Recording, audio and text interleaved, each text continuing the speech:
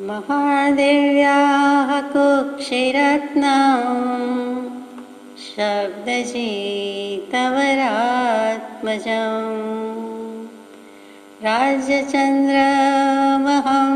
वन्दे तत्तलोचनदायकम् नमो दुर्वाररागादि वैरिवारनिवारिणे अर्हते योगिनाथाय महावीराय थायिने अज्ञानतिमिरान्धानां ज्ञानाञ्जनशलाकया चक्षुरुन्मीलितं येन तस्मै श्रीगुरवे नमः। સત્શ્રુતને નમસ્કાર, અસીમુપકારી આત્માને નમસ્કાર, તારક ત્રિપુટીને નમસ્કાર, માવિત્રોને નમસ્કાર, માવિત્રો સમાન મુરબ્બીઓ મુમુક્ષુને નમસ્કાર. પરમ કૃપાળુ દેવ પ્રણીત વચનામૃતજી, પત્રાંક 29. મુંબઈ કારતક સુદ 5મ વિક્રમ સંવત 1944, એટલે કે તારીખ 21/10/1887. આજથી 123 વર્ષ પહેલાંની વાત. આ પત્ર પણ રા ચત્રભુજ બેચરની સેવામાં વિનય વિનંતી કે એટલે કે બનેવી શ્રી ચત્રભુજભાઈને જ લખાયેલો છે. ગઈકાલે વાત કરતા હતા 27-28માં પત્રના અંતે, તો ત્યાં કૃપાળુદેવ કેવું લખે છે બનેવીશ્રીને કે શુક્લ પ્રેમ અને ક્ષેમ કુશલ ચાહીને હું આ પત્ર પૂરો કરું છું. અને તેની પહેલાં મૂક્યું છે તે બહુ સુંદર કે તમારા ગ્રહને માટે તેમજ દર્શન સાધના, ધર્મ ઇત્યાદિ સંબંધી વિચારો સમાગમે દર્શાવીશ. હું થોડા વખતમાં સંસારી થવા ત્યાં આવવાનો છું અને તમને આગળથી મારા ભણીનું આમંત્રણ છે. વધારે લખવાની રૂઢી આદત નહીં હોવાથી પત્રિકા ક્ષેમકુશલ અને શુક્લ પ્રેમ ચાહી પૂર્ણ કરું છું. એટલે જન્માક્ષર જન્મોત્રી મંગાવ્યા છે તો બીજું કંઈ કામ નથી, પણ એમાંથી પછી એમ કહેવું છે કે તમે સમ્યક દર્શન માટેની સાધના શું કરી શકો, ધર્મ કેમ પામી શકો, આત્મા કેમ પ્રાપ્ત થાય, તેવા બધા વિચાર હું રૂબરૂ પ્રત્યક્ષ સત્સંગ સત્સમાગમમાં જરૂર દર્શાવીશ. અને થોડા વખતમાં જ ત્યાં સંસારી થવા આવવાનો છું, એટલે કે પોતાને પ્રભુતામાં પગલાં માંડવાના છે, જાણે કે પ્રભુ થવા જ.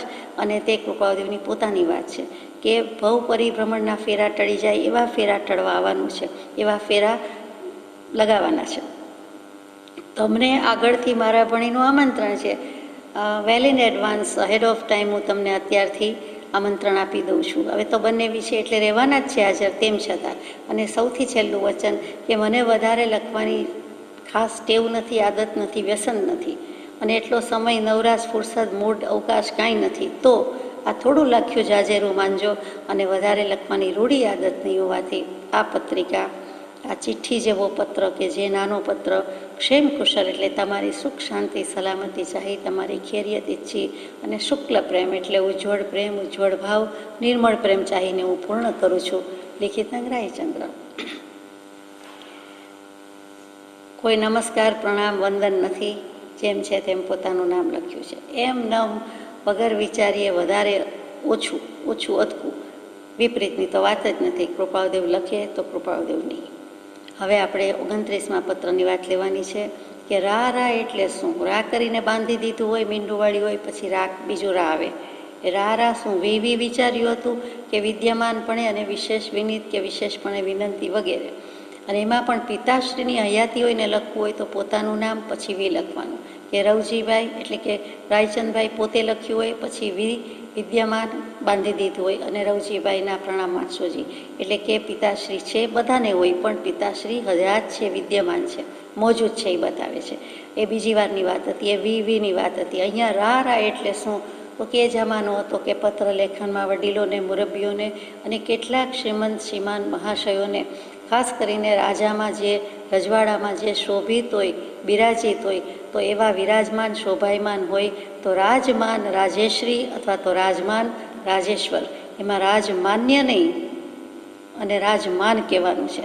રાજમાન્ય એટલે કે રાજાએ જાણે કે માન્ય કર્યા છે, અપોઇન્ટ કર્યા છે, એક્સેપ્ટ કર્યા છે તેવા, માન આપ્યું છે તેવા. અહીંયા રાજમાન એટલે રાજાને માન તો છે જ, પણ રાજાના રાજમાં જે માનભેર રહે છે, શોભિત છે, બિરાજમાન છે, વિરાજમાન છે, એનું નામ રાજમાન.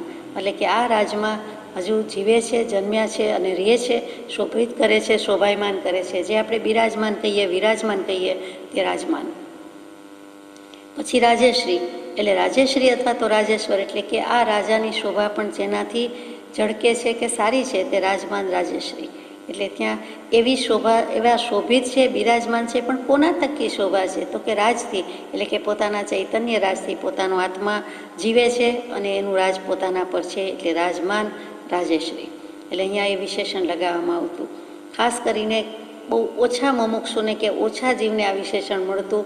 બધાને જેમ તેમ પૂજ્ય ને પ્રિય ને શ્રી ને શ્રીમાન ને શ્રીમતી લખી દેતા હોય તેવું નહોતું. સંબોધનની ફેંકાફેંક નહોતી, ઠોકમ ઠોક નહોતું. જે યોગ્ય હોય અને યોગ્ય હોય, લખનારો યોગ્ય હોય, જેને લખવામાં આવે તે પણ સુયોગ્ય હોય તો જ લખવામાં આવતું. અને આ તો લખનાર કેવા છે, ભગવાન પોતે પરમાત્મા પરમ કૃપાળદેવ, તો એ વિચારીને જ લખે છે કે રાજમાન રાજેશ્રી ચત્રભુજભાઈ બેચરભાઈ. અહીંયા બેચર નથી, ઓફકોર્સ બે ભાઈ નથી, ચત્રભુજ બેચરની સેવામાં વિનય વિનંતી કે. ત્યારે પિતાશ્રીને પણ સાથે લઈએ. એકલું ચત્રભુજભાઈ લખે તો ન ચાલે, પણ એક જમાનો હતો, એક શૈલી હતી, પદ્ધતિ હતી. આજે પણ કેટલાકને છે તો સાથે પિતાશ્રીનું નામ પણ, જાણે કે 2-5 એ નામેરી હોય અને કોના ઉપર છે. સંબોધનમાં તો વાંધો નથી, એડ્રેસ કરવામાં બરાબર છે, પણ સંબોધનમાં પણ એવું લખાતું એટલે મૂક્યું છે. કેવી વિનંતી છે, માત્ર તેમના પ્રત્યે એમ નથી, અથવા માત્ર સંબોધન કોમાં અલ્પવિરામ કરીને રોકાઈ ગયા નથી, પણ વિનય વિનંતી કે એવા ચત્રભુજભાઈની સેવામાં વિનયપૂર્વકની વિનંતી કે. કેટલો વિનય છે.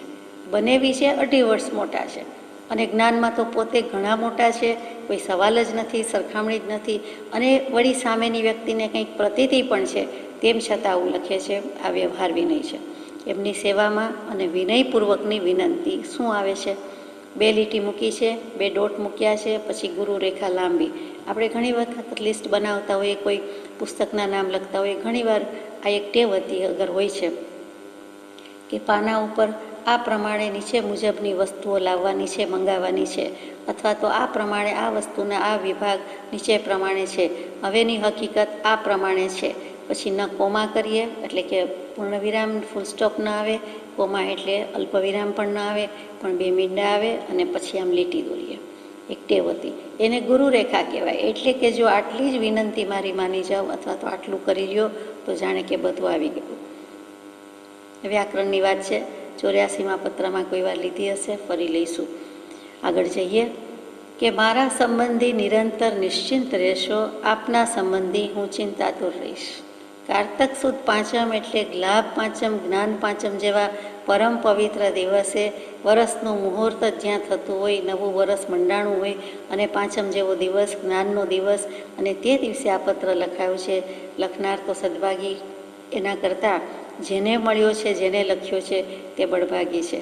એ દિવસે ભગવાને આવો પત્ર લખ્યો છે કે મારા સંબંધી નિરંતર નિશ્ચિંત રહેશો. આજે કે પછી કોઈ વખત જીવનમાં ગમે ત્યારે, પછી તો મળવાનું બને કે નહીં, કૃપાળદેવ મોક્ષે ચાલી જાય, ચત્રભુજભાઈ છૂટા પડી જાય, પણ ગમે ત્યારે પણ આજથી જીવું છું ત્યાં સુધી, સાથે છીએ ત્યાં સુધી, નિરંતર રાતને દિવસ કોઈ અંતર નહીં, 1 મિનિટ માટે પણ અંતર નહીં, એવી રીતે મારી ચિંતા કરશો નહીં, નિશ્ચિંત રહેશો. મારી ચિંતાય કરવી નહીં અને મારા વિશે નિશ્ચિંત એટલે ચિંતા વિનાના, એટલે સ્થિર રહેજો. તમે સંકલ્પ વિકલ્પ કાંઈ કરતા નહીં.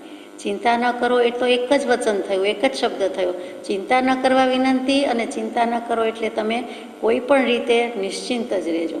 એટલે કોઈ જાતની વિચાર, વિકલ્પ, આડાઅવડા કંઈ પણ મારી બાબતમાં કરશો નહીં.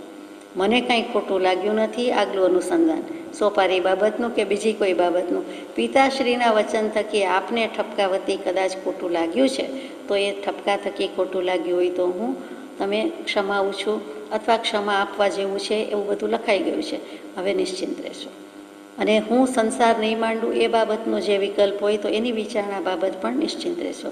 આપના સંબંધી હું ચિંતા તો રહીશ, હું તમારી ચિંતા કરીશ તમારા વિશે, કેમ કે એને મોક્ષે લઈ જવા છે, ધર્મ પમાડવો છે, તો હું તમારી ચિંતાઓના વિચારણા કરીશ. જેમ બને તેમ આપના ભાઈઓમાં પ્રીતિ અને સંપ શાંતિની વૃદ્ધિ કરજો. છત્રભુજભાઈના જે કાંઈ બીજા ભાઈઓ છે એટલે કુટુંબ પરિવાર અથવા તો જુદા થવાનું, અગર તો કંઈક લક્ષ્મી બાબતનું, અગર તો પાર્ટનર એટલે બિઝનેસ બાબતનું કાંઈક જે કાંઈ હશે તે, તો કે બધા ભાઈઓમાં પ્રીતિ અને સ્નેહપૂર્વક, સમપૂર્વક, સુખ શાંતિપૂર્વક રહેજો અને વધારો થાય તેમ કરજો. પોતાના બેન આપ્યા છે તો સારી શિખામણ આપે છે, મોટા બેન છે તો ખેંચીને કાંઈ વિરુદ્ધ શિખામણ આપતા નથી, પણ કુટુંબ સંપીલું રહે અને સ્નેહ શાંતિપૂર્વક જીવી જાય. એ પોતાને જે હતું કૃપાળુદેવને કે હું કુટુંબને સ્વર્ગ બનાવું, કુટુંબને મોક્ષે લઈ જાઉં, એટલે કુટુંબને સ્વર્ગ બનાવવું ક્યારે થાય કે કેટલુંક જતું કરે તો જ થાય. સુખ શાંતિ સમાધાન એમનેમ થતા નથી. અને વધારે માથા ત્યાં વધારે પ્રોબ્લેમ થાય. તો વધારે મોટું કુટુંબ હોય, એ સંયુક્ત કુટુંબની પ્રથા હતી તે કાળની વાત છે, તો વધારે પ્રોબ્લેમ થવાના ચાન્સ હોય. પણ કહે છે કે જાજા મત ને જાજા માતા, જાજા માથા જાજા મત, જાજુ વધ્યું જ છે બધું, પણ તમે સુખ શાંતિથી રહેજો, સંપરીએ તેમ જાળવજો. એમ કરવું મારા પર કૃપા ભરેલું ઠરશે. જો એમ કરશો તો મારા પર કૃપા કરી એમ માનીશ. કેટલું માગવાની રીત છે, કહેવાની રીત કેટલી સુંદર છે કે મને એમાં આનંદ થશે, મને ખુશી થશે. તમે મને આનંદિત, ખુશી, પ્રસન્ન જોવા ઈચ્છતા હો તો તમે મારા ઉપર કૃપા કરેલી ગણાશે કે આ પ્રમાણે રહેજો. વખતનો રૂડો ઉપયોગ કરતા રહેશો. ગામ નાનું છે તો પણ વખત, સમય ઘણો મળતો હશે, પણ ગામ નાનું છે, પણ નાનું ગામ છે અને થોડા માણસમાં જાજી પંચાયતમાં સમય નીકળી જાય તો એ પંચાયતમાં તલાટી વેળામાં પડવા જેવું નથી. પણ ખરેખર શું કરવા જેવું છે તો કે રૂડો ઉપયોગ કરતા રહેવાનું છે. રૂડો કહેતા જ શબ્દ મજાનો છે, કચ્છ કાઠિયાવાડનો સ્પેશિયલ છે. સારું, અચ્છા, અચ્છું, ભલું, નેકી એમ કહેવાની બદલે કાંઈ પણ હોય તો રૂડું લાગે છે, શોભે છે, સારું લાગે છે, અથવા બધી રીતે રૂડું છે. એનો પર્યાય નહીં પણ વિરુદ્ધ શબ્દ, પ્રતિપક્ષી શબ્દ છે તે આપણે ભૂંડું કહીએ છીએ. એટલે એક બાજુ સારું, એક બાજુ ખરાબ. તો અહીંયા કે રૂડું સારી રીતે, સમ્યક પ્રકારે, ભલી ભાંતિ, નીતિ, ન્યાય, નેકી અને ખાસ કરીને ધર્મ માટે, આત્મા માટે વખતનો ઉપયોગ કરતા રહેશો. ગામ નાનું છે તો પણ દુનિયા મોટી છે. કેવલ જ્ઞાનમાં બધું ઝળકે તે જોવાનું છે, આત્મજ્ઞાનની પ્રાપ્તિ કરવાની છે. તો એના માટે કહે છે કે વખતનો રૂડો ઉપયોગ કરવાનો છે. આપણે આપણું કામ સાધી લેવાનું છે. ગામ નાનું છે, કામ મહાન છે, ભગીરથ છે, મોટું છે, તો કરી લેવાનું છે. પછીનું વચન છે, પ્રવીણ સાગરની તજવીજ કરી મોકલાવી દઈશ. પ્રવીણ સાગર કોઈ વ્યક્તિનું નામ નથી, ગ્રંથનું નામ છે, એક પુસ્તકનું નામ છે. તેની તજવીજ કરી મોકલાવી દઈશ એટલે કે એની કંઈક મોકલવાની ગોઠવણ કરીશ, યુક્તિ કરીશ, એનો કંઈક પ્રયત્ન કરીશ, તે તજવીજ કરીશ. નિરંતર સઘળા પ્રકારથી નિશ્ચિંત રહેશો જી. ફરીથી લખ્યું છે 4 લીટીના પત્રમાં કે હંમેશા, સદાકાળ તો બરાબર, પણ રાત દિવસ એટલે તમે થોડીક વાર ચિંતા ના કરો એમ નહીં, પણ મારા સંબંધી નિરંતર સઘળા પ્રકારથી નિશ્ચિંત રહેશો જી. શરૂઆતમાં લખ્યું તે પોતાના સંબંધી હતું, અહીંયા ઇન જનરલ છે, સામાન્યપણે લખ્યું છે. એટલે કે કોઈ પણ સંયોગમાં કુટુંબના, પરિવારના, વ્યવસાયના ક્યાંય પણ સઘળા પ્રકારથી એટલે સઘળા પ્રકારથી તન, મન, ધન, આત્મા બધી રીતે નિશ્ચિંત રહેશો જી. કેટલાકને આત્માના વિચાર આવ્યા કરતા હોય, પરમાર્થ સંબંધી વિચાર આવ્યા કરતા હોય કે મારું ક્યારે થશે, મને સમ્યક દર્શન ક્યારે મળશે, મને આત્મજ્ઞાન ક્યારે થશે, હું આત્મકલ્યાણ ક્યારે કરી શકીશ, આટલી ભક્તિ કરું, આટલું વાંચન કરું, આટલો સ્વાધ્યાય કરું તો મારો મોક્ષ થશે કે નહીં. તો એમ નહીં, એ ઉવાપો છે, એ જરૂરી છે, એ જિજ્ઞાસા છે, એ જૂરણા છે. જુરાપાના અંતે એને મળવાનું જ છે. પણ અહીંયા તો કૃપાદેવ કહે છે કે સઘળા પ્રકારથી નિશ્ચિંત રહેશો જી. પરમાર્થ તો પોતે દેવા બેઠા જ છે અને તન, મન, ધનમાં બીજા પ્રકારે કાંઈ તમારે ચિંતા કરવું જેવું નથી. લિખિત અંગ રાયચંદના જીનાય નમઃ. પોતાનું જ નામ મૂક્યું છે કે રાયચંદના જીનાય નમઃ. આપણે જેમ જય સદગુરુ વંદન કહીએ, જય પ્રભુ કરીએ, જય જીનેન્દ્ર લખીએ, તેમ જે કાંઈ બીજું લખતા હોય તે તો જય જય લખીએ. તો કે લિખિત અંગ રાયચંદના જીનાય નમઃ. ભાગ્યે જ આવું એમણે લિખિત અંગ મૂકેલું છે. જીનાય નમઃ એટલે કે જીન ભગવંતને નમસ્કાર છે. કેમ કે આ ચત્રભુજભાઈ, આ બનેવી શ્રીને અરિહંત આનંદકારી, અપારી, સદા મોક્ષદાતા તથા સુખકારી વાળી છત્રીવાળી વાર્તા કાવ્ય 14મો પત્ર આપણે લીધેલો તે, તો એમાંથી જે બોધ આપ્યો છે તે અર્યંતની શ્રદ્ધા, સર્વજ્ઞની શ્રદ્ધા, જીનેશ્વરની શ્રદ્ધા પાકી કરાવવાની છે, દૃઢીભૂત કરાવવાની છે. એટલે તે અનુસંધાનમાં લખ્યું હોય તો જય જીનેન્દ્ર લખવાની બદલે જીનાય નમઃ. પોતે હજુ તો ગઈકાલના પત્રમાં 28મા પત્રમાં એમ મૂકે છે કે હું સર્વજ્ઞ સમાન સ્થિતિમાં છું, અને આશુપ્રજ્ઞ રાજચંદ્ર, મને બીજો હું મહાવીર કહું તો ઠીક છે, ચાલે એવું છે, હું બીજો મહાવીર છું એમ કહું તો ચાલે, એવી દશા પ્રગટી ગઈ છે. એટલે એને જીન અને જીન રાગ દ્વેષને જીતે તે જીન, અને તે જીનનું એનામાં સ્વરૂપ પ્રગટી ગયું હોય કૃપાળુદેવમાં, એવી રીતે મૂક્યું છે કે રાયચંદના જીનાય નમઃ. હવે આ પત્રમાં એક વાત આવી કે પ્રવીણ સાગર શું? પ્રવીણ સાગર પુસ્તક ઘણા વર્ષ સુધી અલભ્ય હતું, હવે મળે છે, પ્રકાશિત થઈ ગયું છે, છેલ્લા થોડા વર્ષમાં જ બહાર પડ્યું છે. તો પહેલાં બહાર નહોતું પડ્યું એમ નહીં, પણ પછી વચ્ચે જાણે 100 વર્ષ સુધી મળતું જ ન હોય એવું થઈ ગયું, એટલે કે બીજું કોઈ જલ્દી બહાર પાડ્યું ન હોય, એટલે 70-80-100 વર્ષે પાછું બહાર પડ્યું હશે. શું એવું આવે છે? તો પ્રવીણ સાગરની વાત લઈએ તે પહેલાં પ્રવીણ સાગર પુસ્તકનો મહિમા આપણને કાંઈક લાગે અથવા એમાં શું છે, વાંચ્યું તો હોય નહીં, તો પછી એ કેટલું અલભ્ય હતું અને કેવી રીતે કેટલા જીવોને વાંચવું ગમતું, એને મેળવવા પ્રયત્ન કરતા. તે જમાનામાં એટલું જલ્દીથી મળતું પણ નહીં, પ્રકાશિત થયેલું નહોતું.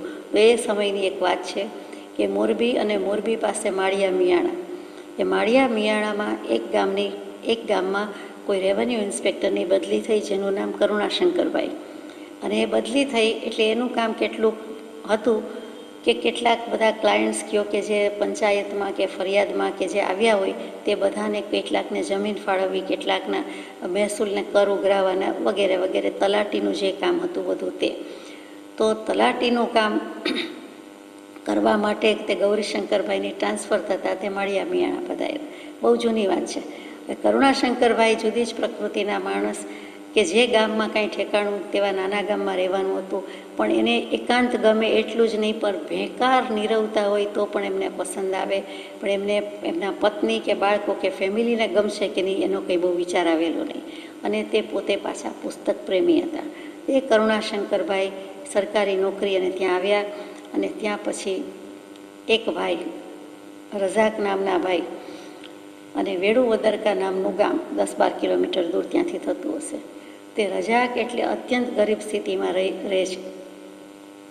માંડ કોઈક ખેતરના અનાજમાંથી જેમ તેમ કરીને રોટલા મળી જાય, રોટલા નીકળી જાય, અને વળી ત્યાં કંઈક આજુબાજુ પાણી હોવાથી તળાવ સરોવરની પાળેથી જે કાંઈ નાના મોટા માછલા મળે એ શાકની જગ્યાએ વાપરી લે, એવું એ રીતે ગુજરાન ચલાવતો હતો. ટૂંકમાં અત્યંત ગરીબાઈમાં ઉછળતો હતો રઝાક, એની પત્ની અને એનું એક સંતાન, એનું નામ અહમદ.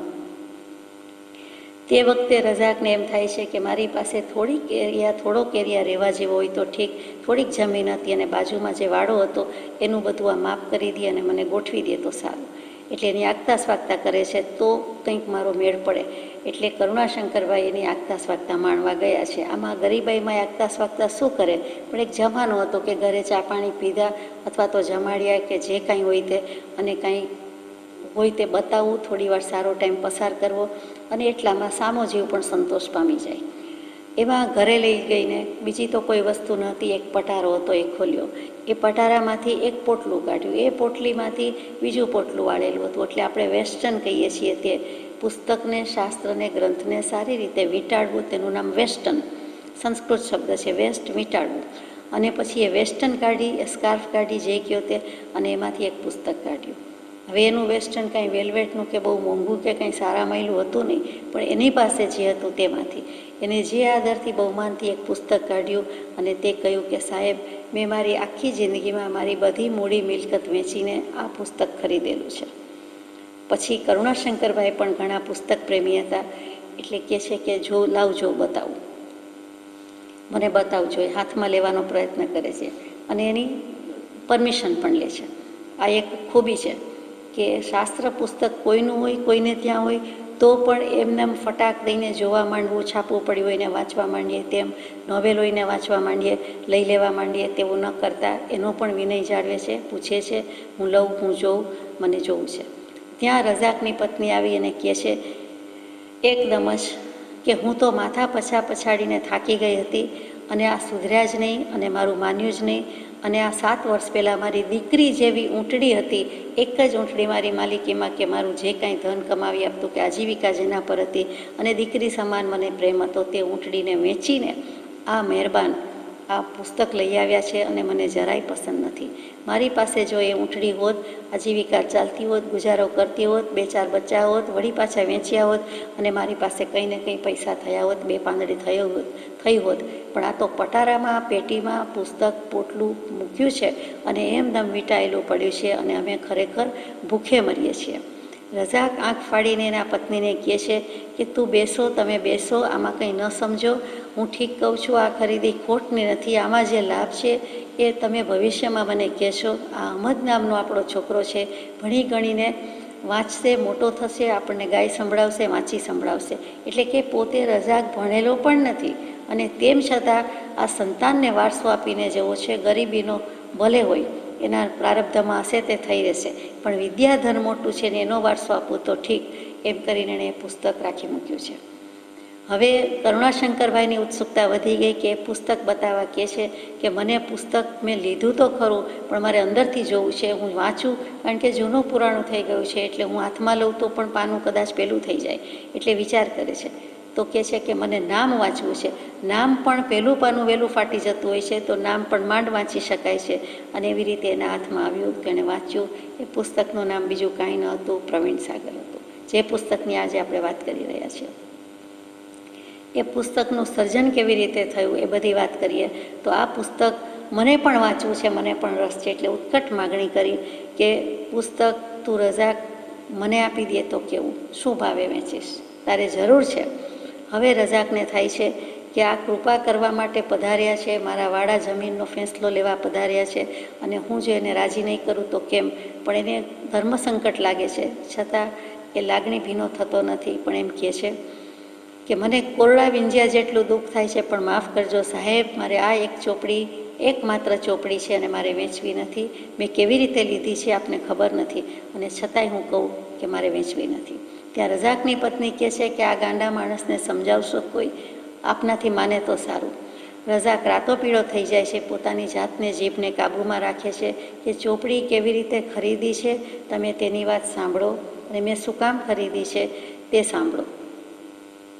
મારા ભાઈની દીકરી મોરબીમાં એક વખત મીર કુટુંબમાં પરણાવી છે અને તેના લગ્ન 7 વર્ષ પહેલાં જ્યારે થયા ત્યારે મારે ત્યાં જવાનું થયું અને લગ્ન પ્રસંગ અને મોરબીની મીર પાર્ટીમાં લગ્ન પ્રસંગ એટલે તો મુશાયરા, મહેફિલ, સંગીતની જાફત ઉડતી જ હોય. અને તે વખતે બીજાના ઘરે પણ બધા રાખે છે, હવે આપણાવાળા પણ બધા રાખવા માંડ્યા છે, તો પછી ત્યાં રાખે એમાં નવાઈ નથી. અને એક વખત એ દિવસે એ રાત્રે એક કુટુંબમાં એક ભાઈ, એ મીર કુટુંબના જ એક ભાઈ સવાર સુધી અખંડ રાત્રિ, અખંડ જાગરણમાં આ એક પુસ્તકમાંથી જ કેટલું બધું કહ્યું. બીજું બધું તો સંગીતની જમાવટ કરી હતી, પણ આ એક પુસ્તકમાં વારંવાર કંઈ જોયા કરતા હતા અને પછી લેતા હતા, મૂકતા હતા. અને પૂરું થયું એટલે મેં વિનંતીપૂર્વક કહ્યું કે સંગીત મહેફિલ તો બરાબર માણી, દરરોજ આવવું હોય તો સારું, પણ મને જેમાંથી આપ જોતા હતા, વાંચતા હતા એ પુસ્તકમાં અથવા તો એમાં હું જોઈ શકું, મને એમાં રસ પડ્યો છે. એટલે પુસ્તક માંગ્યું તો ખરું, પણ પોતાને થયું કે જે મને લખતા વાંચતા તો આવડતું નથી, હું શું કરું. પણ નથી આવડતું એટલે એને બહુમાનપૂર્વક, બહુ આદરપૂર્વક જુએ છે, જાણે કે દર્શન કરે છે, સાચવે છે.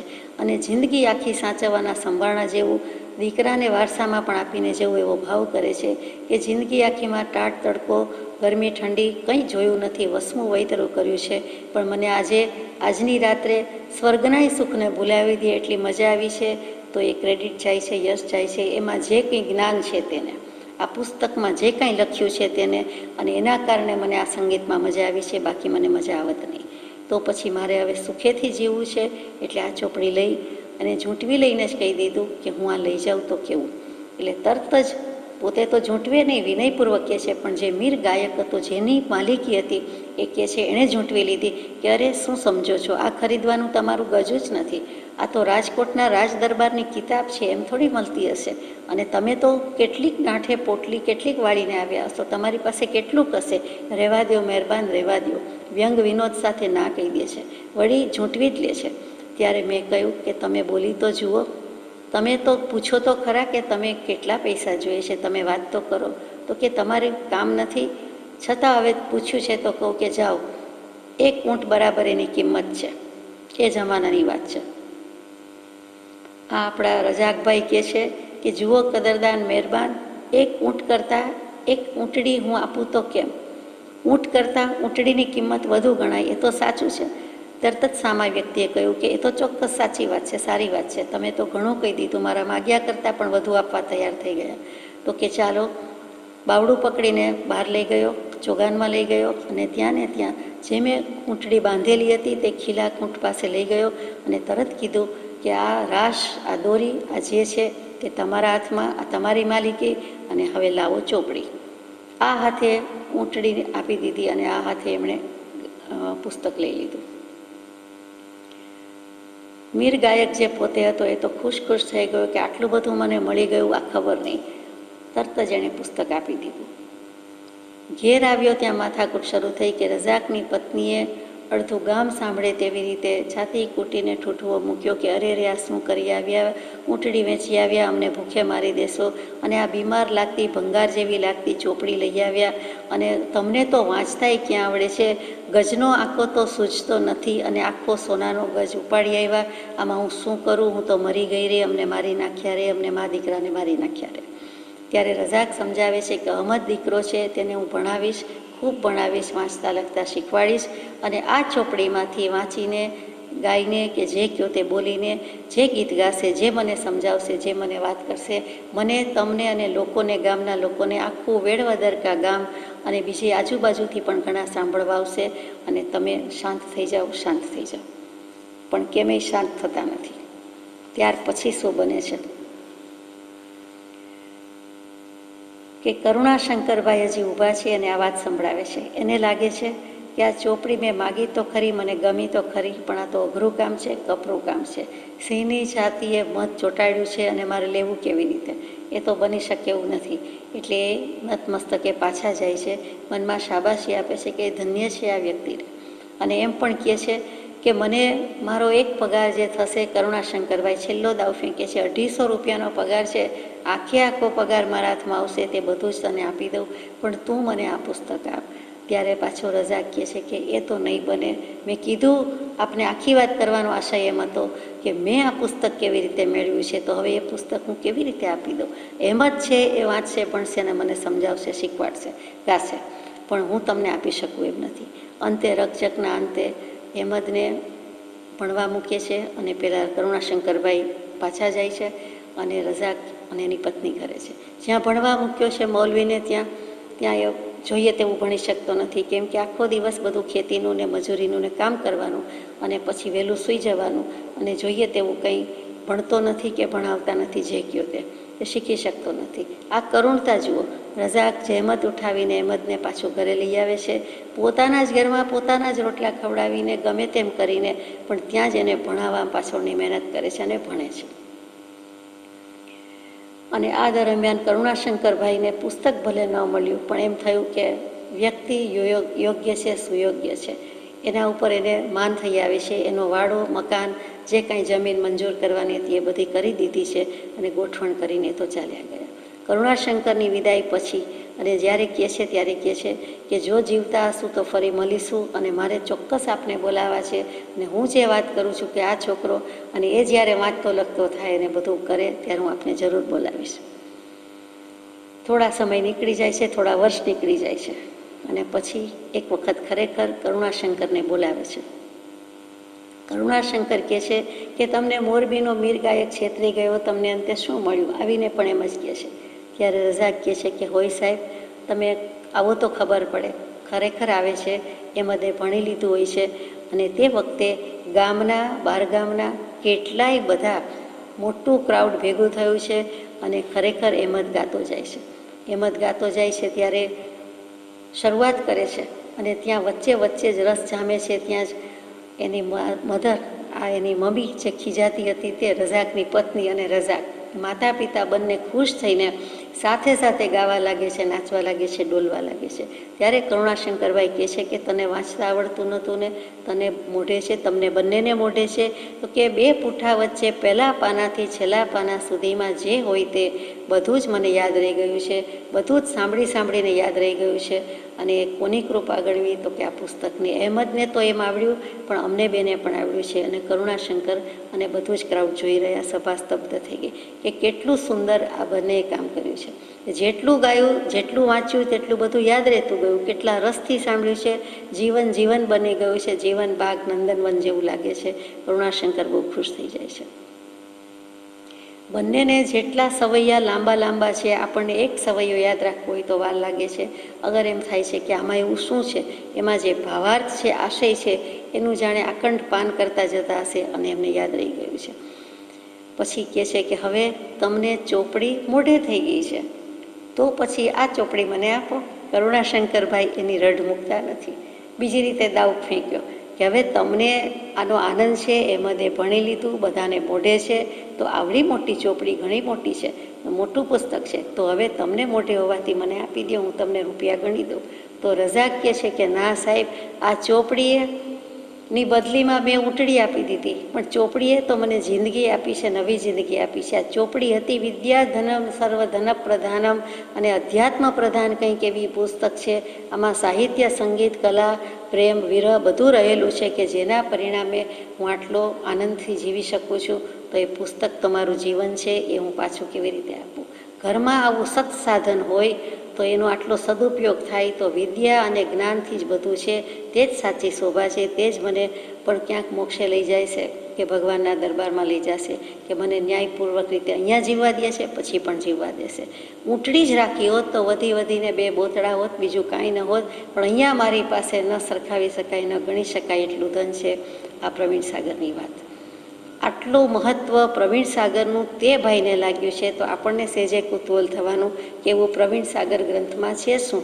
અને વિશેષ મહાત્મ્ય તો એટલે લાગે કે અહીંયા પરમ કૃપાળુ દેવે પણ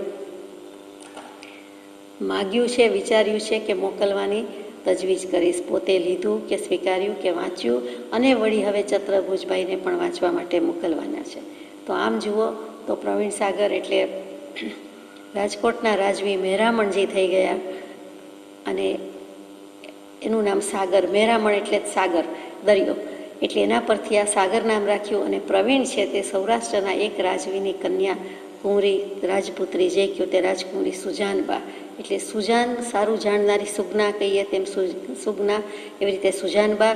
અને એનું જ અહીંયા શબ્દ, પર્યાય શબ્દ મૂક્યો હોશિયાર, કુશળ, એટલે કે પ્રવીણ, પ્રવીણાયમ. એટલે પ્રવીણ સાગર કહેતા આ પ્રવીણ અને સાગર વચ્ચેના પ્રણયની, પ્રેમની અને પ્રેમભંગ અને વિરહ, અને એમાંથી જે જ્ઞાન ગાન ઉપજે છે તેનો ખજાનો, તેનો ગ્રંથ તે આ પ્રવીણ સાગર પુસ્તક.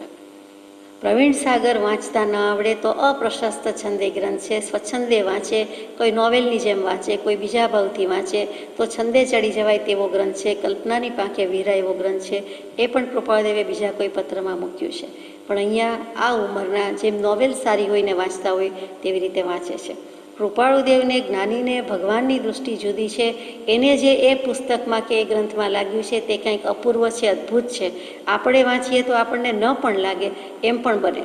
તો એ પ્રવીણ અને સાગર વચ્ચેની વાત છે, એ જ આ ગ્રંથ છે. એમાં 7 ભાષામાં મુકાયેલું છે. તો 7 ભાષામાં 7 સખી, 7 સાહેલી આવે છે, અને પ્રવીણ રાજકુમારીને પૂછે છે કે હે પ્રવીણ રાજકુમારી, હે સુજાનબા, તમને એવું શું દુઃખ છે કે આમ સુકાતા ચાલ્યા છો, આમ કૃશકાયા થઈ ગઈ છે, પાતળા પડી ગયા છો, વગેરે વગેરે. ત્યાંથી બધી વાત આવે છે.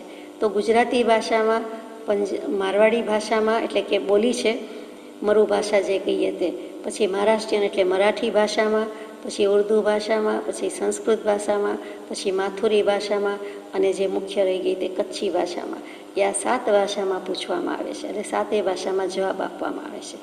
એ બહુ જ ટૂંકમાં આપણે એનો જે સારાંશ છે તે લઈએ તો, કે જ્યારે પૂછે છે ત્યારે બહેરા આગળ ગાન હોય, કોઈને કાંઈ જવાબ મળતો નથી. એ રાજકુમારી કાંઈ જવાબ વાળતા જ નથી, શાંત જ છે, મૌન જ છે, કાંઈ જવાબ જ નથી એની પાસે, એટલે જવાબ આપવો ગમતો જ નથી. પછી છેલ્લે, સૌથી છેલ્લે છેલ્લો પાસો એક ફેંકે છે એક બેનપણી, અને એ સાહેલી કહે છે કે હંસા મનસા કો ચુગે, સુકે સરોવર મીન, જલ બરસે અગ્નિ જરે, કારણ કોણ પ્રવીણ, પ્રવીણ, પ્રવીણ. હંસા મનસા કો ચુગે, હંસા એટલે હંસલો આત્મા, એ માંસને ચૂગે છે, એટલે કે ત્યાં આત્મા એટલે મન, આત્માનું મન. આ હંસલો, મનરૂપી હંસલો, આત્મારૂપી હંસલો એટલે કે જીવડો, આ દેહને, કાયાને, શરીરને ચૂગી ચૂગીને સાવ કૃશ કરી નાખે છે. અને સૂકા સરોવરમાં માછલી છે, અર્થાત આંસુરૂપી સરોવર સુકાઈ ગયું છે, એટલે બે માછલી છે એ તગતગે છે, આંખોરૂપી માછલીઓ તરફડે છે. પાણીનો વરસાદ વરસે છે છતાં અગ્નિ જરે છે, એનું શું કારણ છે એમ પૂછે છે. એટલે જુદી રીતે પૂછે છે, પણ આવું પૂછે છે. જવાબ આપે છે પ્રત્યુત્તરમાં કે બૈન વિચાર મન માનસર ભર્યો પ્રેમમય વાર. બૈન વિચાર, મનરૂપી વન, વિચારોરૂપી વન, વિચારનું જંગલ છે, એમાં મન માનસર, મનરૂપી માનસ સરોવર છે, અને એમાં પ્રેમ ભર્યું વારી એટલે પાણી પડેલું છે. હવે સુરત મુગતા મોતી, સુખ મુગતા મોતી, સુરત તો નહીં હોય પણ સુરતનું સુખ એમ એટલે સુખ. તો કે સુખ મુગતા, મુગતા એટલે મુક્તા ફળ એટલે સંસ્કૃતમાં મૌતિક મોતી. તો કે આ સુખ ચણે છે, મોતી ચણે છે, મોતીરૂપી સુખ કે સુખરૂપી મોતીનો ચારો ચરે છે. કોણ? હંસા વિરહ, આ જીવડો હંસલો વિરહમાં છે અને તે મોતીનું સુખ ચરે છે, મોતીનો ચારો ચરે છે. કેવી રીતે? નિષ્દિન અહોરાત્ર, નિરંતર રાત દિવસ ચૂકતા કિનારે બેઠો બેઠો એ આ હંમેશા મોતીનો ચારો ચર્યા કરે છે. એટલે અહીંયા કેટલું બધું કહી દીધું છે કે આત્મા જ્યાં સુધી આત્મજ્ઞાન પામતો નથી, મોક્ષે જતો નથી, ત્યારે વિચાર કર્યા જ કરે છે, વિકલ્પ કર્યા જ કરે છે. સંકલ્પ વિકલ્પ બીજા કરવા કરતાં, આત્મા સિવાયના કરવા કરતાં, આત્મા સિવાયના બીજા ભાવો, અન્ય ભાવ, જુદા ભાવો જાણવાની વારંવારની ઈચ્છાથી તું નિવર્ત અને એક નિજ સ્વરૂપને વિશે દૃષ્ટિ દે. એટલે તરત જ થાય છે કે અંતે શું, આ પરિભ્રમણના અંતે શું, આની સાથે, આ તેની સાથે, આ ઋણાનુબંધ છે બધા, તે બધા સંબંધો જન્મ છે તો મરણ છે, તો પછી દેહ લઈને ફાયદો શું છે? જન્મ મરણનું ચક્ર જ ન જોઈએ. ભવ વૈરાગ્ય આવી જાય, સંસાર વૈરાગ્ય આવી જાય કે મારે ભવચક્ર જોઈતું નથી, મારે ભવભ્રમણ જોઈતું નથી. આજે આની સાથે સંબંધ છે, કાલે આની સાથે સંબંધ છે. અનંત ભવમાં, અનંતકાળના પર્યટનમાં કોઈ સાથે કોઈ સંબંધ, એકેય પ્રકારનો સંબંધ બાકી રહ્યો નથી. કોઈને કોઈ ભવના કોઈને કોઈ સગા છે, વાલા છે, વેરી છે, ઝેરી છે, દોસ્તી દુશ્મની ચાલી જ આવી છે. તો હવે એ ભવનું બધું જે હતું તે હતું. હવે બેલેન્સ કરવું હોય, હવે સર્વૈયું બરાબર સંતુલન જાળવવું હોય કે નહીં રાગ, નહીં દ્વેષ, નહીં કોઈ પ્રત્યે કાંઈ, તો એવી ફિલિંગ, એવી લાગણી, એવો ભાવ લાવ્યા વિના ચાલશે નહીં. તો રાગ દ્વેષ મૂકી દેવાના છે. એ પ્રવીણ સાગરનો છેલ્લો બોધ છે કે અંતે તો જીવ બીજા વિકલ્પ કરે છે, દુઃખી થાય છે, બીજા ના વિચાર કરે છે, દુઃખી થાય છે. તો પોતે જ માત્ર પોતાના જ માન સરોવરને હંસલાએ પોતાના વિચાર કરી, હું આત્મા, આત્મા કોણ, આત્મા શું, આ બધું શું છે એવું જીવનના કોઈક વળાંકમાં, જીવનની કોઈક પડે એવો અદ્ભુત વિચાર સ્ફુરે જ છે. આપણે તપજતી કરીએ છીએ. ભગવાન તો એમ કહે છે 24 કલાકમાં એવી કેટલીક પળ, સેકન્ડ આવે જ છે, કેટલીક ક્ષણ નિવૃત્ત કાળની, સંધિકાળની નિવૃત્ત ક્ષણ પવિત્ર, પારાવાર પવિત્ર ક્ષણ હોય છે. સંધ્યાકાળની ક્ષણો અત્યંત પવિત્ર, એટલે તો તે વખતે આરતી, દીવા, દૈવંદનનો સમય છે. અને સંધ્યા કહેતા જ સમ્યક પ્રકારે ધ્યાન જામી જાય, તેનું નામ સંધ્યા. તે સમય જ એવો છે. જીવને જીવન પ્રત્યે કે જીવ પ્રત્યે કે સંસાર પ્રત્યે વૈરાગ્ય આવે જ આવે. વાદળા જોયા નથી કે વૈરાગ્ય આવે, એને એવો જોવાનો, વિચારવાનો વખત નથી. બાકી એવા કાળમાં એ કામ કાઢી જાય. ત્યાગ વિરાગ અને ચિત્તમાં થાય અને તેને જ્ઞાન અટકે ત્યાગ વિરાગમાં, તો ભૂલે નિજ ભાન. ત્યાગ વૈરાગ્ય એમનેમ આવતું નથી. પૂર્વના સંસ્કાર હોય તો જ્ઞાન ગર્ભિત વૈરાગ્ય વિરલાને હોય છે તેને હોય છે, અને તે કામ કાઢી જાય છે. તે ન હોય તો કંઈ વાંધો નહીં, કોઈ સદગુરુના, સત્શાસ્ત્રના સંગે આપણને વૈરાગ્ય ઉપજે તો પણ કામ થાય. તેમ નહીં તો છેવટ દુઃખથી આવી જાય. કોઈક દુઃખ લાગે, કોઈક જાતનું દુઃખ લાગે, જેમ પ્રવીણ સાગરમાં લાગ્યું છે તેમ તેવું કોઈ દુઃખ લાગે તો પણ કામ કાઢી જાય. એટલે ત્યાં પ્રવીણ સાગરનો સારાંશ કૃપાળદેવે મૂક્યું છે. એટલે સમજાય છે કે કાંઈક વાંચવા લાયક કે કાંઈક એમાંથી લેવા જેવું હોવું જોઈએ, નહીં તો આ વાત હોય નહીં. ભલે એમની દૃષ્ટિ, આપણી દૃષ્ટિનો ફરક હોય, એમને જે લાગે, શોધે, લાધે, તે આપણને ન પણ લાગે, પણ એમના કહેવાથી તો માન્ય થાય કે જરૂર થાય. તો રાજકોટના ઠાકોર એ વખતે સાહિત્ય વિલાસી, સાહિત્ય શોખીન હતા, અને મેરામણજી પોતે જ એવા હતા. એટલે તેમણે આ રચાવ્યો છે. મધ્યયુગની હિન્દી એટલે કે વ્રજ ભાષામાં ઈસવીસન 1872 વિક્રમ સંવત 1928માં આ મહાકાવ્યનું, મહાગ્રંથનું, મહાકાવ્ય એટલે કે એપિક એમ મારે નથી કહેવું, રામાયણ મહાભારત જેવું નથી કહેવું, પણ મોટો કાવ્યનો ગ્રંથ એમ જરૂર કહેવું છે અને મહત્ત્વનો છે. એ સાગર નામ હોવાથી એના પ્રકરણ એમ કહ્યું નથી, પણ એની 84 તરંગ અથવા તો લહેર કીધી છે.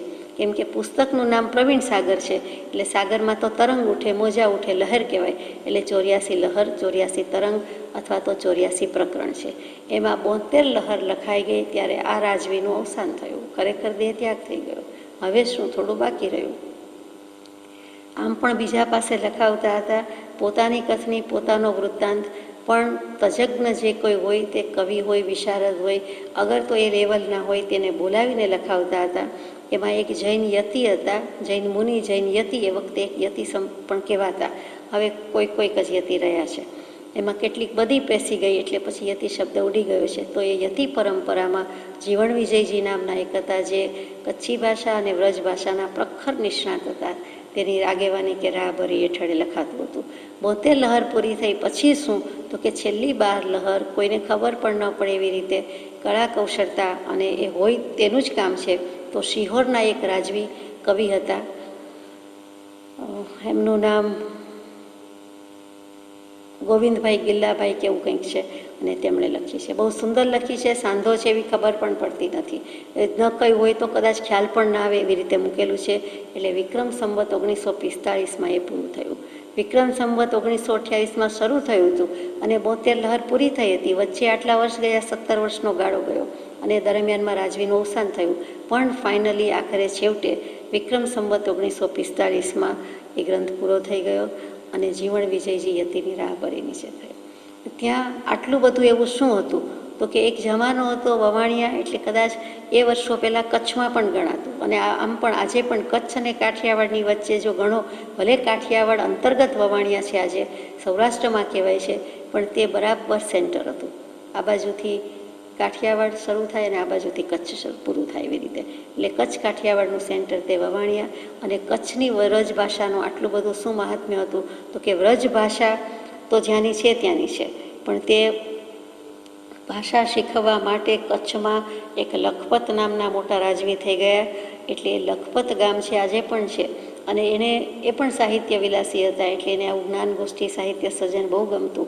અને વ્રજ ભાષા માટે એમણે કેટલાક મારવાડથી, ખાસ કરીને જોધપુરથી કનક કુશલ સુરી કેવું કોઈ નામ હતું, એવા યતિ હતા, સાધુ હતા, જૈન મુનિ હતા, અને એ વ્રજ ભાષાના પ્રખર નિષ્ણાત હોવાથી તેમને બોલાવ્યા હતા. એમણે કેટલીક પાઠશાળા પણ રચી છે, અને પાઠશાળા કચ્છમાં જૈન પાઠશાળા અને એમાં પણ વ્રજ ભાષાની પાઠશાળાનું શ્રેય તો 2 દાયકા પહેલાં, એટલે કે 2 દાયકા નહીં, 2 સૈકા પહેલાં, એટલે 200 વર્ષ પહેલાં કોઈને જતું હોય તો એ કચ્છના રાજવી લખપતને જાય છે. અને એક આ બાજુ ભુજિયો એનું સિંહાસન કહેવાય, તો મુગટ કોણ, તો કે આ પાઠશાળા એ એનાથી ઓળખાતું, એની શોભા કહેવાતી. એટલે એ કચ્છની પાઠશાળાનું પણ આપણને અત્યારે સ્મરણ થઈ આવે કે એ એક જમાનો જ હતો. એટલે આવી રીતે લખાવવામાં આવતું, પ્રોત્સાહન આપવામાં આવતું. રાજ દરબારમાં જેમ નવરત્નો હતા, તેવી રીતે જ્યાં વિદ્વાનો, જ્યાં સાહિત્યકારો, જ્યાં પંડિતો ઉત્તમ કોટીના હોય તે ઉત્તમ રાજવી ગણાતો. એક વિનોદ, જ્ઞાન વિનોદ અને જ્ઞાન ગોષ્ઠીનો જમાનો. એમાં કેટલીક વખત શાસ્ત્રાર્થ વાદ વિવાદ માટે પણ હતું. અહીંયા વાદ વિવાદ નથી, પણ એક સાહિત્ય વિલાસ છે, વિદ્યા વ્યાસંગ છે, એ શબ્દ બરોબર લાગે છે. તો આવા પ્રવીણ સાગરની વાત આગળ જ્યારે આવશું ત્યારે લઈશું. પણ ચત્રભુજભાઈ માગ્યો છે અને કૃપાળદેવે કહ્યું છે કે હું મોકલાવી દઈશ. અહીંયા 29મો પત્ર પૂરો થાય છે. ત્યાર પછી 30મો પત્ર અનુસંધાન છે, લઈએ. મુંબઈ, પોષવદ 10મ, વિક્રમ સંવત 1944, તારીખ 4/1/1888, બુધવાર. લગ્ન સંબંધી તેઓએ જે મિતિ નિશ્ચિત રાખી છે તે વિશે તેઓનો આગ્રહ છે, તો ભલે તે મિતિ નિશ્ચય રૂપ રહી. કૃપાળદેવની વાત છે કે અનેક સંબોધન નથી, પણ આગળ અનુસંધાન છે કે લગ્ન સંબંધી તેઓએ, એટલે કે માતુશ્રી અને પિતાશ્રીએ અને જે કોઈ ઘરના વડીલો બીજા હોય તે, અને ગોર મહારાજ વગેરે, બ્રાહ્મણ વગેરે મુહૂર્ત કાઢ્યું હોય કે જે કાંઈ મિતિ એટલે કે જે કાંઈ તિથિ, તારીખ, સમય મર્યાદા નક્કી કરી હોય, અને તે વિશે તેઓનો આગ્રહ છે. એક તો નક્કી કરી લીધેલું છે અને વળી દબાણ છે કે આ જ પ્રમાણે છે અને આ જ બરાબર રહેશે, તો ભલે તે રહી, ભલે તે મિતિ નિશ્ચય રૂપ રહી. મારે કંઈ ફેરફાર કરવો નથી, મારે કંઈ દલીલ કરવી નથી, મારે કંઈ આગળ પાછળ કરવું નથી. લક્ષ્મી પર પ્રીતિ નહીં, છતાં કોઈ પણ પરાર્થિક કામમાં તે બહુ ઉપયોગી થઈ પડત એમ લાગવાથી મૌન ગ્રહી અહીં તે સંબંધે સત્સગવડમાં હતો. અહીંયા હું મુંબઈથી લખું છું, વવાણિયા છોડ્યું, મુંબઈ આવ્યો છું, તો મને લક્ષ્મી ઉપર એટલે કે પૈસા ઉપર કાંઈ બહુ પ્રેમ નથી જ, અને બહુ કંઈ એટલી એની સ્નેહ પણ ઢોળાઈ જતો નથી, એના ઉપર વારી જતોય નથી, પણ છતાં પરાર્થિક કામમાં બહુ ઉપયોગી થઈ પડત. એટલે કે પર શ્રેષ્ઠ, પર એટલે પારકું, પારકા માટે, પરાયા માટે, ઘરના પણ પરાયા જ કહેવાય, દરેક જીવ જુદો છે, સ્વતંત્ર છે. એટલે ત્યાં કહે છે કે પરાર્થિક બંને અર્થમાં લેવું જોઈએ, કે ઘરના છતાં બહારના, પરિવારના છે એટલે ઘરના પણ છતાં જીવ તો જુદો છે. હું તે હું, તે, તમે તે તમે, અમે તે અમે, તે, એટલે તે બીજા જ જીવ છે. વળી પર એટલે શ્રેષ્ઠ, એટલે આત્માના અર્થે ક્યાંક કામમાં આવત તો પણ ઉપયોગી થઈ પડત, અને ઘરનાને પિતાશ્રીનું દેવું છે વગેરે, એટલે ચોખ્ખું તો લખાય નહીં, બોલાય નહીં અને શોભે પણ નહીં, પણ આપણે જાણીએ છીએ તો એ પરાર્થિક કામમાં ઉપયોગી થઈ પડત એમ લાગવાથી મૌન ગ્રહી એટલે કે મૌન રહી, ખાસ કંઈ એ સંબંધી ચર્ચા કર્યા વિના અહીં તે સંબંધી સત્સગવડમાં હતો. એટલે હું સાચી સગવડ કરવા, સારી સગવડ કરવા, સત્સગવડ એટલે સાચી, સારી, જેમ તેમ પૈસા લઈ લેવા તેમ નહીં, તે રીતે સગવડ કરવામાં આવ્યો હતો. જે સગવડનું ધારેલું પરિણામ આવવાનો બહુ વખત નહોતો, ટૂંક સમય હતો, અને તરત જ કેવી રીતે ધારેલું પરિણામ આવે, એટલે બહુ કંઈ સમય મર્યાદા નડી છે. પણ એવો ભણીનું એક મમત્વપણું ત્વરા કરાવે છે.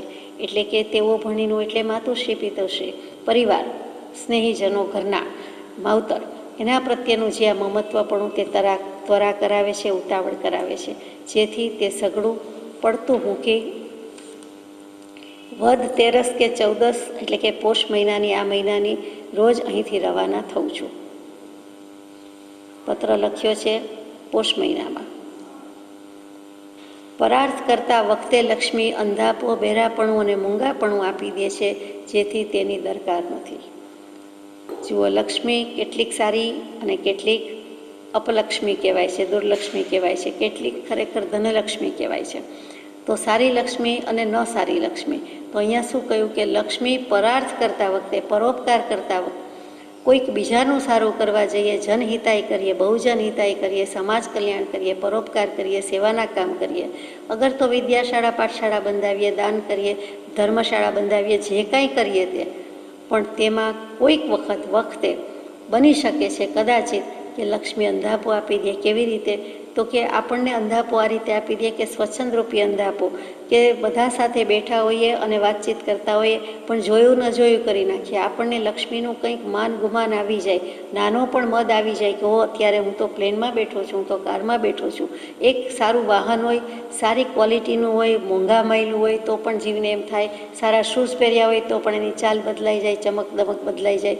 તો પછી બધા સાથે બેઠા હોઈએ, ડીલ કરતા હોઈએ, ત્યારે કદાચ લક્ષ્મી હોવાથી પોતાને ધનનું અભિમાન અંશે પણ રહે કે હું તો લક્ષાધિપતિ, કરોડાધિપતિ, કોટ્યાધિપતિ, 56 કરોડ કે 56 અબજની ધજા ઘર પર લહેરાય છે, ફરકાય છે વગેરે. ક્યાંક એક બીજા પ્રત્યે જોયું ન જોયું કરે, આંખ મીચામણા કરે, એનું દર્દ ફરિયાદ સાંભળે નહીં, એને સારવાર આપે નહીં, એનું નિવારણ કરે નહીં, એનો ઉપાય કરે નહીં. જેમ સત્તાનો કેફ હોય છે, તેમ કેટલીક વખત લક્ષ્મીનો કેફ પણ ઓછે વધે અંશે મોટાભાગના જીવોને હોય છે.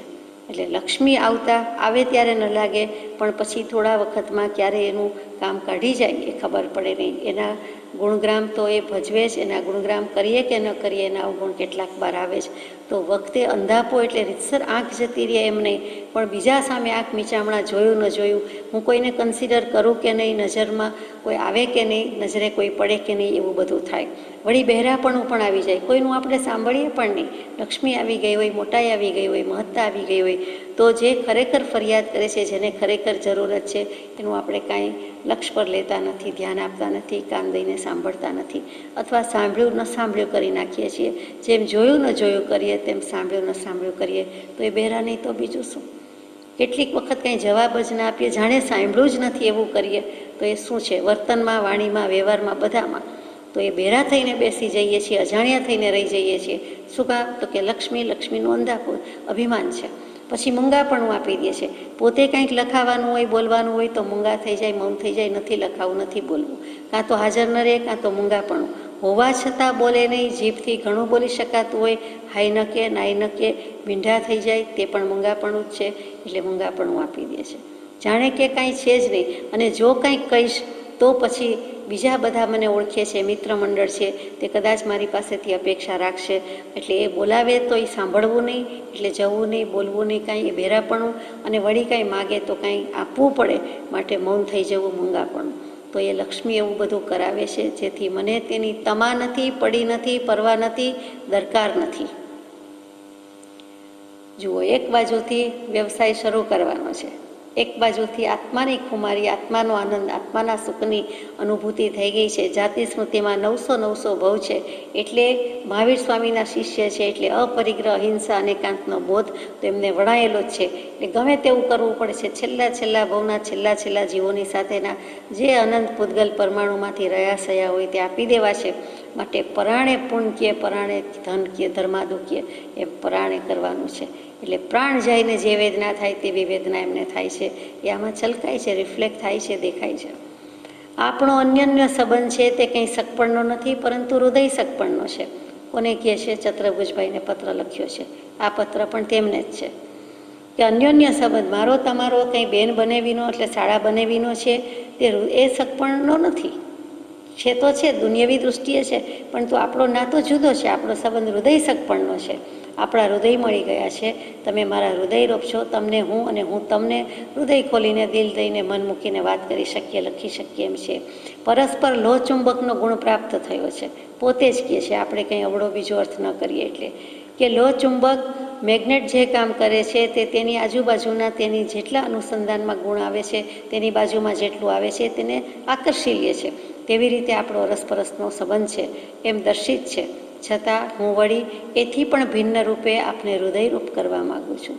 આ સંબંધ જાણીતો છે, પણ આ હૃદય એક છે એમ આપણા બંનેના, પણ એથી હું ભિન્ન કરવા માંગુ છું. એટલે કે દરેક જીવ જુદો છે, તો મારે મારા દેહ આત્માનો વિવેક કરવાનો છે.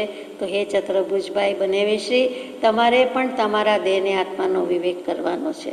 તમને મુમુક્ષુ કરવાના છે, તમને મોક્ષાભિલાષી કરવાના છે. તમે પણ ભક્ત થાઓ, ધર્મ પામી જાઓ, દેહને આત્માનો વિવેક કરી જાઓ. એટલે ભેદનો ભેદ ટળીએ વાસ્તવિક સમજાય છે. એટલે તમે પણ ભિન્ન રૂપે કરવા માગું છું. જે વિચારો સઘળી સગપણતા દૂર કરી, સંસાર યોજના દૂર કરી, તત્વ વિજ્ઞાન રૂપે મારે દર્શાવવાના છે, અને આપે જાતે અનુકરણ કરવાના છે. સઘળા સગપણના દૂર કરી, સર્વ સંબંધનું બંધન તીક્ષ્ણ છેદીને, વિચરશું ક મહત પુરુષને પંથ, જો અપૂર્વ અવસર એવો ક્યારે આવશે.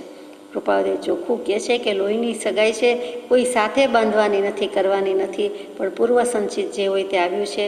તો એ સઘળા સગપણ દૂર કરી, સંસાર યોજના દૂર કરી. એટલે કે સંસારમાં પડવાનું નથી એમ નહીં, સંસારમાં પડવું પડે છે, પણ એ સંસાર એટલે સંસાર ભાવની યોજના, એનું જે આયોજન છે, એનું પ્લાનિંગ છે, એને દૂર કરવું છે. દૂર કરવાની ટ્રિક્સ, ટેકનિક્સ, ઉપાય છે.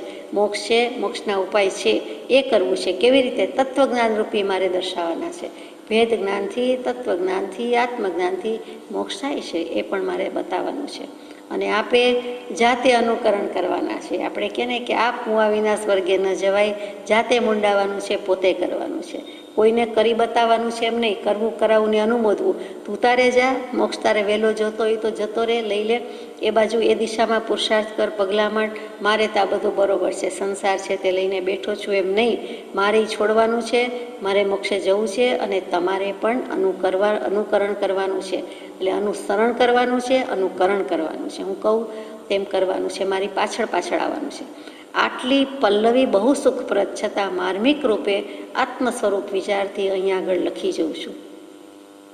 આટલી પલ્લવી 9 પલ્લવી થઈ જાય, વરસાદ આવે છે ને બધું જ જાણે ધોવાઈ જાય, અને પછી કેટલું ચોખ્ખું ચણક લાગે, સાફ સુથરું લાગે, ઉગી જાય, ઉદય પામી જાય, વિકસિત લાગે, ફળ, પુષ્પ, ફૂલ બધું જ વિકાસ પામતું હોય. તો આ પલ્લવી બહુ સુખપ્રદ અત્યાર સુધીની સુખે રહી છે, અને માર્મિક રૂપે આત્મ સ્વરૂપ વિચારથી અહીંયા આગળ લખી જઉં છું. મેં આ મર્મ કહી દીધો છે, માર્મિક રીતે મૂકી દીધું છે. જે હમણાં કહ્યું તે કે ભેદનો ભેદ ટળીએ વાસ્તવિક સમજાય છે, અને પરમ અભેદ એવું સત સર્વત્ર છે. તેઓ શુભ પ્રસંગમાં સદવિવેકી નીવડી, રૂઢિથી પ્રતિકૂળ રહી, પરસ્પર કુટુંબ રૂપે સ્નેહ બંધાય એવી સુંદર યોજના તેઓના હૃદયમાં છે કે આપ ઉતારશો કે કોઈ ઉતારશે કે, એ ખ્યાલ પુનઃ પુનઃ હૃદયમાં પર્યટન કરે છે. પોતાને શું વિચાર આવે છે તે કહે છે સંસાર માંડવામાં કે તેઓ, એટલે ત્યાં વેવાય પક્ષ વગેરે, સ્વસુર પક્ષ વગેરે, તો કે સદવિવેકી નીવડી રૂઢિથી પ્રતિકૂળ રહી, જે કંઈ રૂઢિ રીત રિવાજ છે, જે ચાલ્યું આવતું છે અનાદિકાળથી કે આ ભાવમાં જે ચાલ્યું આવે છે તેથી થોડુંક પ્રતિકૂળ રહે અને કંઈક સાચા ખોટાનો, સારા ખોટાનો વિવેક રાખી અને પરસ્પર કુટુંબ વચ્ચે અમારા અને એમના, એટલે કે હવે થનારા નવા સગાવાલા વગેરે, તો કે એ સ્નેહ બંધાય, એટલે કે સામસામો પ્રેમ ભાવ વધે થાય તેવી યોજના એમના હૃદયમાં છે. અથવા એ કંઈ આપ કરી શકશો, આપ એમના હૃદયમાં એ ભાવના ઉતારી દેશો, આપ કંઈ એને સમાધાન કરાવી શકશો અથવા આપ એમનામાં રેડી શકશો, એ ખ્યાલ પુનઃ પુનઃ હૃદયમાં પર્યટન કરે છે. એટલે કે હૃદયમાં આ વિચારો આવ્યા કરે છે. નિદાન સાધારણ વિવેકીઓ જે વિચારને આકાશી ગણે તેવા વિચારો, જે વસ્તુ અને જે પદ આજ રાજશ્રી ચક્રવર્તીની વિક્ટોરિયાને પણ દુર્લભ, કેવળ અસંભવિત છે તે વિચારો, તે વસ્તુ અને તે પદ ભણી કેવળ ઈચ્છા હોવાથી ઉપર જણાવ્યું તેથી કંઈ પણ લેશ પ્રતિકૂળ બને તો તે પદાવિલાભી પુરુષના ચરિત્રને પરમ ઝાંખપ લાગે એમ છે. આ સઘળા હવાઈ અત્યારે લાગતા વિચારો માત્ર આપને જ દર્શાવું છું. અંતઃકરણ શુક્લ અદ્ભુત વિચારોથી ભરપૂર છે, પરંતુ આપ ત્યાં રહ્યા અને હું અહીં રહ્યો. અહીંયા પત્ર પૂરો કરે છે. ફરીથી નિદાન છેલ્લા પેરેગ્રાફમાં ઘણું કહી દીધું કે આનું મૂળ શું છે, કારણ શું છે. નિદાન એટલે એક તો દર્દનું નિદાન થાય તેનું કારણ, મૂળ કારણ શું છે, તો કે મૂળ કારણ આ વસ્તુનું, આ લખવાનું અથવા પેરેગ્રાફનું, આ ભાવનાનું. સાધારણ વિવેકીઓ જે વિચારને આકાશી ગણે તેવા વિચારો, સામાન્યપણે જે બધા વિવેકી મનુષ્યો વિનયી વિવેકી છે તે, જેણે દેહાત્માનો વિવેક કર્યો છે, ભેદજ્ઞાની આત્મજ્ઞાની નહીં પણ સામાન્યપણે વિવેકી છે, તે આ બધા વિચારને હવાઈ ગણશે, આદર્શવાદી ગણશે, આકાશી ગણશે, હવાઈ ગણશે. પણ કયા, તો કે જે વસ્તુ અને જે પદ ચક્રવર્તીની વિક્ટોરિયાને, આ બ્રિટિશ રૂલ છે, એટલે હજુ ભારત આઝાદ થયું નથી અને બ્રિટનનો સિક્કો વાગે છે કે બ્રિટનનો સૂર્ય ક્યાંય આથમતો નથી. એટલા બધા એની સત્તામાં રાષ્ટ્રો રહેલા છે કે જેથી કરીને કોઈને કોઈ જગ્યાએ તો દિવસ રહે જ છે, દિવસને રાત જેવો ભેદ રહેતો નથી. એ બ્રિટન એટલે કે અડધી પોણી દુનિયા પર રાજ કરે છે. ચક્રવર્તી તો જે બહાર થાય છે તે થઈ ગયા. હવેનું ચક્રવર્તી કોણ, તો કે ચક્રવર્તીની વિક્ટોરિયા, એટલે ક્વીન વિક્ટોરિયાનું રાજ એ વખતે બ્રિટિશ મહારાણી, બ્રિટિશ રાણી જે કયો તે, ઇંગ્લેન્ડના રાણી, તો તે વખતે વિક્ટોરિયા જ છે, ખરેખર વિક્ટોરિયા છે. અને જેણે ગીની જોઈ છે તેને ખબર છે, અથવા તો ઇતિહાસની આરસીનો અનુભવ છે તેને ખબર છે કે ક્યાંથી ક્યાં સુધી, કઈ સાલથી કઈ સાલ સુધી બધાએ રાજ કર્યું છે. તો એ વખતે ચક્રવર્તીની વિક્ટોરિયા, તો ત્યાં રાજાશાહી અને રાજરાણીનું મહાત્મ્ય છે. તો એ ચક્રવર્તીની છે, એને પણ જે પદ દુર્લભ છે, જે પ્રતિષ્ઠા દુર્લભ છે, રાજ ભલે ને રહ્યું છખણનું રાજ હોય, તેમ ભલે ને બ્રિટન આખું રહ્યું કે પોણી દુનિયા પર રાજ કરે કે આખી દુનિયા પર સામ્રાજ્ય હોય, પણ જે પદ આત્માનું પદ, સ્વરૂપ સંભાળ્યાનું પદ, નિજપદ, જીનપદ, મોક્ષપદ, નિર્વાણપદ, આત્માનું સુખ શાંતિ પદ તેની પાસે નથી. જે પદની એને પ્રાપ્તિ નથી ને જે પદની એને કદાચ કિંમત પણ નથી, અને એની એ પદ મને જોઈએ છે, મારી ઈચ્છા છે, મારે તમારે બધા એ પદ લેવાનું છે. તો અહીંયા કેટલી સુંદર રીતે કીધું કે જે વસ્તુ અને જે પદ આજે રાજ્યશ્રી ચક્રવર્તીની વિક્ટોરિયાને દુર્લભ, કેવળ અસંભવિત છે, એના તો ગજા જ નથી. એની પાસે શું હોય, એને ક્યાંથી મળે? અત્યારે એના વિચાર, નિર્ણય એને આત્માને કાંઈ મેળ નથી, અને નહીતરે એને આ મળી શકે એવું નથી. રાજેશ્વરી તે નરકેશ્વરી, જો પામી જાય તો ઠીક છે, સિદ્ધેશ્વર થઈ જાય, નહીં તો એ નરકગામી થવાના. કેમ કે રાજા વાજાને વાંદરા, ન ધારેલા કેટલાય નિર્ણયો લેવા જ પડ્યા હોય, અને નિર્ણયો લઈ લઈને બધાને લગભગ દુઃખી જ કર્યા હોય, અને પાપના પોટલા જ બાંધ્યા હોય, તો પછી તેને તો મળવાનું મુશ્કેલ જ છે. અને તે સમજણ પણ એને નથી. તો તે વસ્તુ અને તે પદ ભણી કેવળ ઈચ્છા હોવાથી મારે તો ધર્મ ચક્રવર્તી થવું છે, અને ધર્મચક્ર ચલાવવાનું છે, અને એમાં તમારે પણ સહકાર આપવાનો છે. એટલે ઉપર જે કંઈ મેં જણાવ્યું છે તે સગાવાલા જો લેશ પણ પ્રતિકૂળ થશે તો પદાભિલાભી પુરુષ, એટલે યાને પોતે જ, કે તે પદનો, મોક્ષ પદનો હું અભિલાષી છું, અને તેના ચરિત્રને પરમ ઝાંખપ આવી જાય તેમ છે. મને પરમપદની પ્રાપ્તિ લેવી છે, હું પરમ પુરુષ થનાર છું, અને મારા જ ચારિત્રને, મારા આચરણમાં, મારા જીવનમાં મને ઝાંખી લાગી જશે, ઝાંખું પડી જશે. આ સઘળા હવાઈ લાગતા વિચારો માત્ર આપને જ દર્શાવું છું. આ પરણવા જતા અથવા તો પરાણે પરણવાના જેને કરવું પડે છે તેવા પરમાત્માના વિચાર છે, કૃપાળુના વિચાર છે. અંતઃકરણમાં તો નરી શુક્લતા, પવિત્રતા, નિર્મળતા, કોઈ પ્રત્યે રાગ દ્વેષ નથી. અને બધું જ શુક્લ નિર્મળ પવિત્ર છે, અદ્ભુત વિચારોથી ભરપૂર છે. હું અત્યારે લખવામાં આમ કહું છું, આચરણમાં તો જે મારું મન છે તે સાફ સુથરું છે, શુક્લ છે, નિર્મળ છે, પવિત્ર છે. અંતઃકરણ શુક્લ જ છે, અદ્ભુત વિચારોથી ભરપૂર છે. આત્મા થઈને બેસશે, કેવલ જ્ઞાન લઈને જમશે, મોક્ષે જઈને જંપ લેશે, તેવા વિચારોથી ભરપૂર છે. કર વિચાર તો પામ. શુદ્ધ બુદ્ધ ચૈતન્ય ઘન સ્વયં જ્યોતિ સુખધામ. બીજું કહીએ કેટલું, કર વિચાર તો પામ. વિચારથી આત્મજ્ઞાન થાય છે. આપણે ઉપદેશ છાયામાં કોઈ વાર વિચાર્યું છે. તો આપ ત્યાં અને હું અહીં રહ્યો, બધું બરોબર છે, પણ કેવું શું, અધિક શું કેવું, તમે ત્યાં અને હું અહીં. સજાત્મ સ્વરૂપ પરમ.